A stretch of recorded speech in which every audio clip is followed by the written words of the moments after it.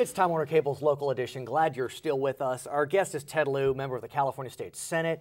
And so I want to talk about higher education in California. Sure. And I want to take a different path than what we've discussed in the past. And that deals with the salaries of the highest administrators at the CSU system, not the UC system, but the CSU system. Right.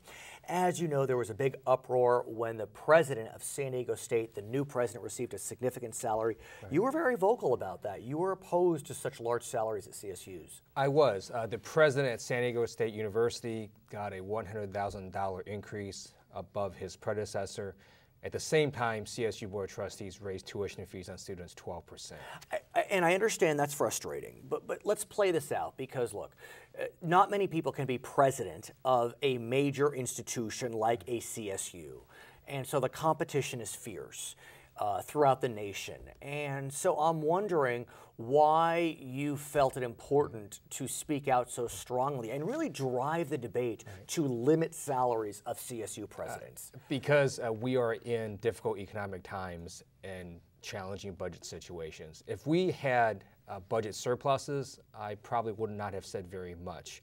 But when you're in a budget negative situation, to increase salaries disproportion is something that I think was offensive to California. But in the scheme of things, look, what are there, 23 CSU campuses? If everyone got a $100,000 raise, that'd be what, $2.3 million.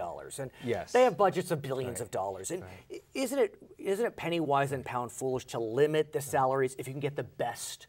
Because they can make the institutions better. So that would be Wall Street's argument, where we keep paying huge amounts of money to CEOs and so on. Is it huge? Well, so it was the proportion. Look, if they gave the person at San Diego State University a 10% increase, I'm not sure we would have felt the same sort of outrage. It really, I think, was a scale of their raise, $100,000. At a time when, is that a 25%? That would be a 25%. It was 33%. 33% increase. At a time when the state is cutting adult day health care, we're cutting child care for single women, we're cutting K through 12 education, we're cutting public safety.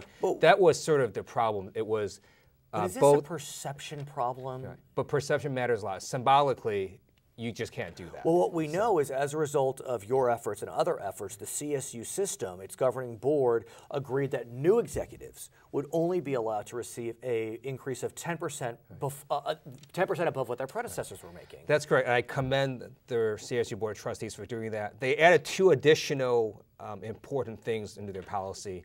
They put in a line that says they're actually going to consider the fiscal conditions of the state and the CSUs before they make these decisions. And they also say they're going to sort of look at comparison university institutions as a guide. But think about this. Some of the finest CSUs are losing their presidents. Northridge, Fullerton, San Bernardino. I mean, these are some of the crown jewels of the system.